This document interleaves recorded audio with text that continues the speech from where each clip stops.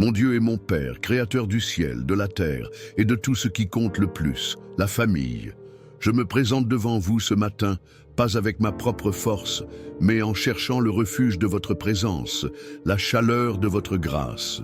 Je viens à vous pour dire une prière, pour renforcer les liens familiaux, un cri qui est né du fond de mon cœur, un profond désir de voir votre bénédiction s'épanouir dans les murs de ma maison. Seigneur, le monde qui rugit, les pressions quotidiennes essaient de nous partager. Les voix de la discorde chuchotaient dans nos oreilles. Mais je choisis, ce matin, de faire taire tout le bruit et entends ta voix. Je sais, mon Père, que si quelqu'un cliquait pour entendre cette prière, c'est parce que cela aspire, comme moi, pour plus d'entre vous chez vous. Il aspire à la restauration, à la paix, pour une harmonie qui semble avoir disparu. Je crie maintenant pour chaque maison qui m'unit dans cette prière, pour chaque cœur qui cherche votre visage en faveur de la vôtre. Votre amour, ô Dieu, est la seule force capable de reconstruire ce qui a été brisé et de renforcer ce qui est faible. Par conséquent, notre espoir est fermement ancré en vous et dans votre parole qui est vivant et efficace. Votre écriture sacrée, mon Père, nous donne un portrait, une promesse divine qu'une maison bénie par vous peut être. Ce n'est pas un fantasme, ce n'est pas un rêve inaccessible, mais un projet de votre cœur pour nous. Dans le psaume 128, vous nous présentez cette vision céleste, et je la reçois comme une graine de foi chez moi ce matin. Votre parole dit au verset 3, « Votre femme sera une vigne fructueuse dans votre maison, vos enfants seront comme des germes d'olivier autour de votre table. » Ô Père, quelle promesse puissante, quelle image vivante et pleine d'espoir. Je demande à votre Saint-Esprit de graver cette image dans notre esprit et dans notre esprit. Ce n'est pas seulement une poésie ancienne, mais la prophétie que nous déclarons et recherchons notre réalité aujourd'hui. Que ce soit la plante architecturale de notre famille, conçue par votre main d'amour. Nous vous demandons, au nom de Jésus, de commencer votre travail en nous. Transforme notre maison, Seigneur. Transforme nos cœurs. Cela fait de nous un reflet vivant de cette promesse. Que notre famille témoigne de votre pouvoir et de votre bonté. Et si vous qui me priez maintenant, désirez également, Burnley, que votre maison devienne ce sanctuaire de paix, que votre famille s'épanouisse sous la bénédiction de Dieu, envisagez de vous abonner à cette chaîne afin que nous puissions, chaque matin, chercher le visage du Père et construire, jour après jour, une forteresse de foi dans nos maisons. Père bien-aimé, avec l'image de la vigne fructueuse pulsée dans mon cœur, je veux commencer à prier à travers le centre de la maison, l'union que vous vous êtes instituée. Je prie pour le mariage, je prie pour ma femme, mon mari. Je déclare votre promesse de sa vie, que ce soit comme une vigne fructueuse plantée dans le lieu le plus intime de notre maison. Une vigne, monsieur, n'est pas une plante. Elle est belle, elle se propage, elle crée un environnement de chaleur et de beauté. Que la présence de mon conjoint apporte la beauté et la grâce à notre maison. Que votre sourire soit la première lumière du matin et votre câlin le refuge à la fin de la journée. Mais une vigne, un père, a besoin de racines profondes. Je demande aux racines de notre mariage d'être coincées en vous, the eternal rock. Ne soyons pas un couple superficiel, pris par un vent de difficultés ou de discussions, que nos racines cherchent les eaux profondes de votre parole, votre amour, votre fidélité. Puissions-nous nourrir notre relation dans la prière, dans le dialogue sincère, dans le pardon constant. Aidez-nous, Seigneur, à arroser notre mariage tous les jours, à ne pas permettre à la sécheresse de la routine ou du désert du silence de prendre soin de nous. Et une vigne est appelée fruit, monsieur. Oh, puissions-nous produire des fruits dignes de votre esprit dans notre mariage. Je prie pour le fruit de l'amour, pas l'amour égoïste que le monde prêche, qui ne cherche que son propre intérêt, mais l'amour que votre Fils Jésus nous a appris. Un amour qui, comme nous l'avons lu dans 1 Corinthiens 13, est patient. Donnez-nous de la patience les uns avec les autres, Père. Patience le matin, lorsque le stress essaie de nous dominer. Patience les nuits fatiguées, quand les mots sortent sans filtre. Patience de comprendre les luttes et les craintes de l'autre, non pas de juger, mais d'accueillir. Que notre amour soit aussi gentil, que nos actions, plus que nos paroles, montrent la bonté. Un café préparé sans l'autre pièce. Un mot d'affirmation dicté dans un moment d'insécurité. Un geste de service qui soulage le fardeau de la journée. Que la gentillesse soit l'atmosphère de notre maison. Livrez de nous de l'envie, de la présomption, de la fierté de notre relation. Celui qui célèbre les réalisations de l'autre comme s'ils étaient les leurs. Qu'il n'y a pas de concurrence, mais de coopération. Qu'il n'y a pas d'arrogance, mais de l'humilité pour reconnaître ses erreurs et demander pardon. Je prie, Père, pour que notre amour ne soit pas facilement clair. Oh, c'est facile de laisser la colère créer des racines dans nos cœurs pour les petites choses, pour des frustrations accumulées. Nous laver, Seigneur, avec chaque racine de l'amertume. Comme votre parole le dit dans Éphésiens 4, 31-32, que toute amertume, colère, cris et blasphème, et toutes les méchants sont prises de nous. Et que, au lieu de cela, soyons bénins les uns envers les autres, miséricordieux, nous pardonnant les uns les autres, comme Dieu nous a pardonnés en Christ. Que le pardon soit l'air que nous respirons dans notre mariage, que le soleil ne mette pas sur notre colère. Puissions-nous savoir comment résoudre nos conflits sous votre lumière, avec honnêteté et respect, recherchant la réconciliation au-dessus de la raison. Que notre amour ne soit pas satisfait de l'injustice, mais réjouit-il de la vérité. Soyons un couple de vérité qui renforce la confiance mutuelle sur le rocher de la sincérité. Et que nous pouvons, comme la vigne des fruits, également produire le fruit de la joie. Que notre maison ne soit pas un lieu de poids et de tristesse, mais un endroit où le rire est abondant. La joie qui ne dépend pas des circonstances, mais qui jaillit de la certitude de votre présence au milieu de nous. Puissions-nous trouver de la joie dans les petites choses, dans un repas partagé, dans un film regardé ensemble, dans une promenade se tenant la main. Restaure la joie du premier amour, la légèreté du début de notre chemin ensemble, et le fruit de la paix, Seigneur. Oh, comment nous avons besoin de paix, que notre mariage soit notre refuge de paix dans un monde chaotique. Qu'en arrivant à la maison, nous pouvons sentir que nous entrons dans un sanctuaire, un endroit où l'armure peut être supprimée et que les âmes peuvent se reposer. Que notre relation soit une source de paix et non de conflit. Que notre syndicat soit aussi forte et entrelacé que les branches d'une vigne qui grandissent ensemble, soutiennent et deviennent plus fortes dans l'union. Que l'un soutient l'autre les jours d'un vent fort et de l'ombre de l'autre sur le coucher du soleil brûlant. Je bénis mon conjoint maintenant avec la bénédiction de la vigne fructueuse. Puisse-t-il s'épanouir, qu'il fleurit. Que votre vie soit riche, pleine et débordante de votre grâce. Puis-je être un bon cultivateur pour cette vigne, un partenaire qui aide à grandir, qui protège, nourrit et célèbre tous les fruits nés de notre union. Maintenant, Père, mon regard se tourne vers la deuxième partie de cette promesse céleste. Vos enfants comme Olive tient autour de votre table. Quelle vue magnifique, monsieur. Pousse, petit, plein de vie, potentiel, futur. Les arbres d'olivier qui symbolisent la paix, la force, la longévité, qui produisent de l'huile d'olive précieuse, l'huile d'onction. Je vous présente un par un, mes enfants. Si vous qui me priez avez des enfants, dites leur nom maintenant dans votre cœur, en les présentant au Père. Seigneur, tu les connais par le nom. Vous les aimiez avant même qu'ils ne soient formés dans l'utérus. Ils sont votre héritage. Ils sont un cadeau de votre grâce pour nous. Et je les bénis avec la bénédiction des pousses d'olive. Je prie pour qu'ils grandissent, non pas comme des mauvaises herbes au vent du monde, mais en tant qu'olivers, plantés sur un sol sacré, le sol de notre maison, de notre foi. Un germe d'olive, papa, doit être prudent. Il est fragile, a besoin d'une protection.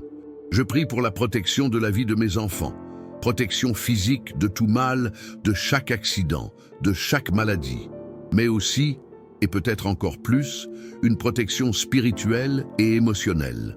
Le monde d'aujourd'hui est un domaine des enfants et des jeunes.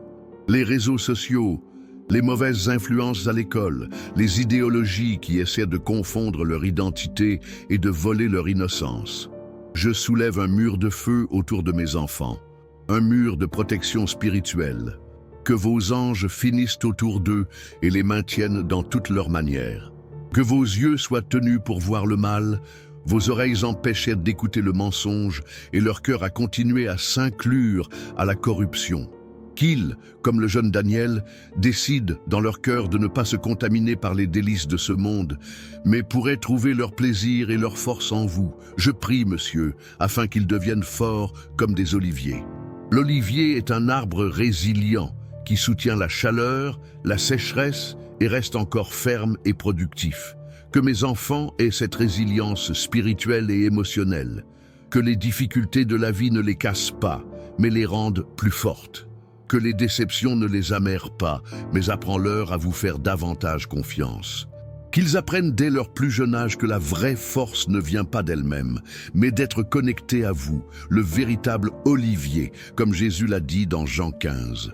Puissions-nous, en tant que parents, les saisir par notre exemple, notre prière, notre enseignement de votre parole.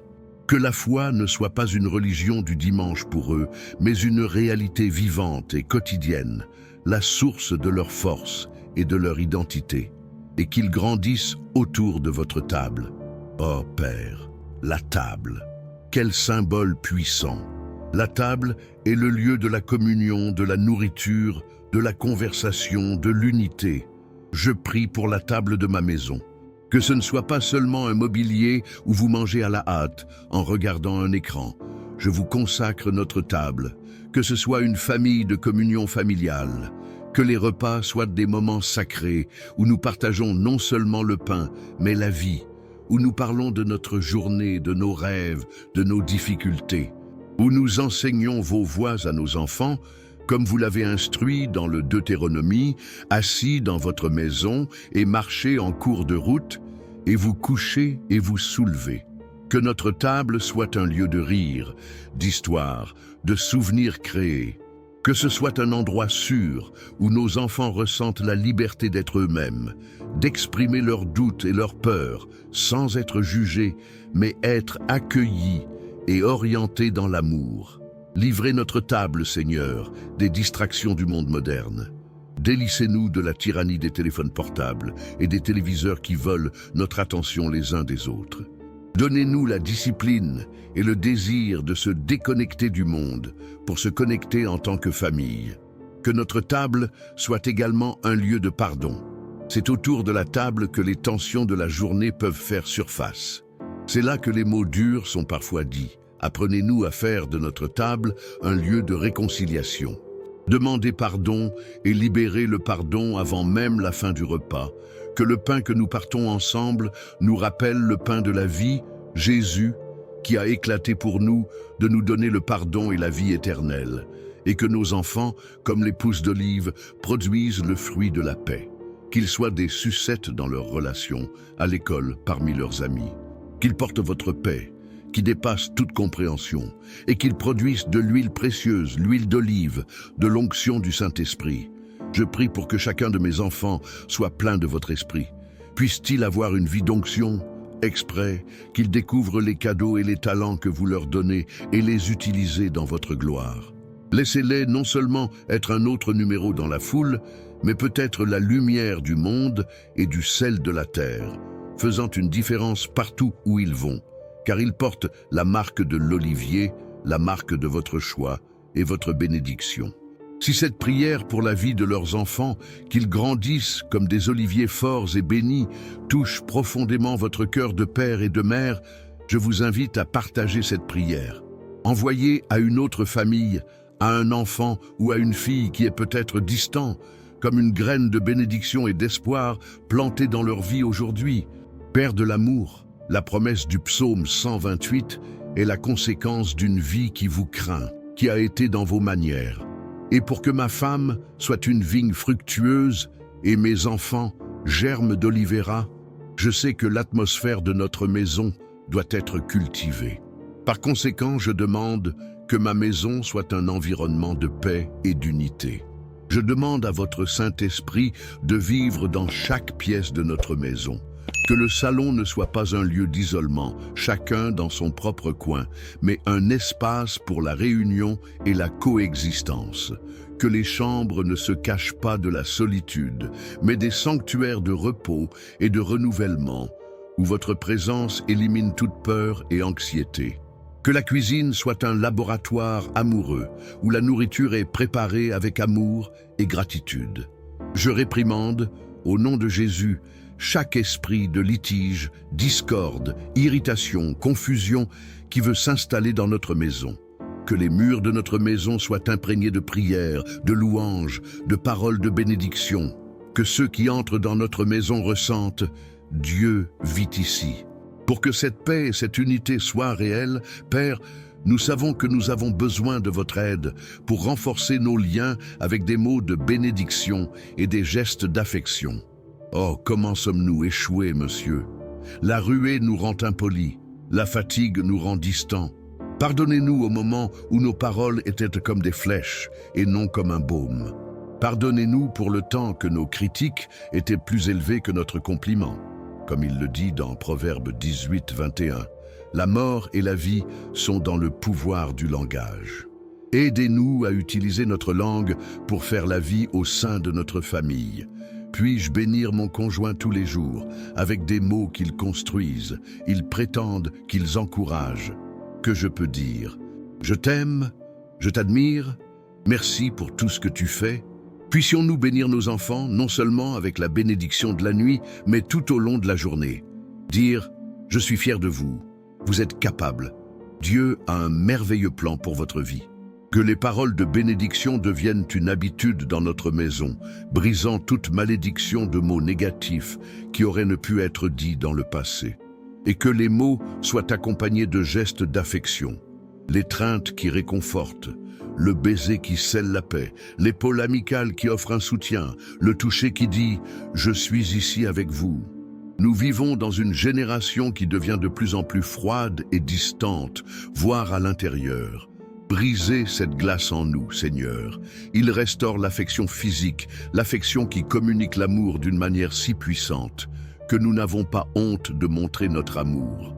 Que nos enfants grandissent dans un environnement où l'affection est abondante, afin qu'ils apprennent également à être affectueux et aimants. Puissions-nous suivre l'exemple de Jésus, qui a joué le peuple, qui a embrassé les enfants, qui ont démontré leur amour d'une manière tangible. Et au cœur de tout cela, le Père et le pardon. Il n'y a pas d'harmonie familiale sans pardon. Il est impossible de vivre en étroite collaboration sans blesser et être blessé. Votre parole dans Colossiens 3,13 est un manuel de survie pour la famille. Soutenez-vous les uns les autres. Pardonnez les plaintes que vous avez les unes contre les autres. Tout comme le Seigneur vous a pardonné, vous aussi. Seigneur, donne-nous un cœur indulgent. Cela commence de nous la fierté qui nous empêche de dire « pardonne-moi ». Cela commence de nous le ressentiment qui nous fait conserver des listes d'erreurs passées. Aidez-nous à pardonner pendant que vous nous pardonnez, complètement, inconditionnellement, libérant. J'ai maintenant le pardon à chaque membre de ma famille pour tout échec, pour tout mot dur, pour toute attitude qui m'a blessé. Et je leur demande pardon et vous pour tous mes défauts. Nous lavez, purifiez-nous, qu'il n'y a pas de racines d'amertume dans notre maison gerpant et contaminant tout le monde. Puissions-nous vivre la liberté que le pardon apporte. Dieu, vous aimez les familles qui marchent en communion. La première institution que vous avez créée était la famille. Et l'ennemi le sait, alors il attaque les familles avec une telle fureur. Il veut détruire le projet original de Dieu. Mais nous nous levons ce matin en tant que gardiens de nos maisons, en tant qu'intercesseurs pour nos familles. Nous déclarons que notre maison appartient au Seigneur. Comme l'a dit Joshua, « Ma maison et moi servirons le Seigneur ». Joshua 24, 15. Ce n'est pas seulement un verset à mettre sur le mur, mais une décision quotidienne, une alliance que nous renouvelle avec vous maintenant. Nous le servirons dans la façon dont nous nous traitons, la façon dont nous gérons nos finances, dans la façon dont nous utilisons notre temps, dans la façon dont nous éduquons nos enfants. Que notre famille soit un petit reflet de votre Église, un corps avec de nombreux membres, chacun avec sa propre fonction, tous travaillant ensemble dans l'amour, sous la même tête, qui est Christ. Je prie pour la sagesse, Père. Sagesse pour naviguer dans les défis de la vie moderne. La sagesse pour éduquer les enfants dans un monde qui prêche les valeurs si contraires à la vôtre. Sagesse pour équilibrer le travail, le ministère et les soins familiaux. La sagesse de dire non aux choses qui volent notre temps et notre énergie et dire oui à ce qui compte vraiment. Donnez-nous le discernement pour identifier les pièges et la force de l'ennemi, pour y résister.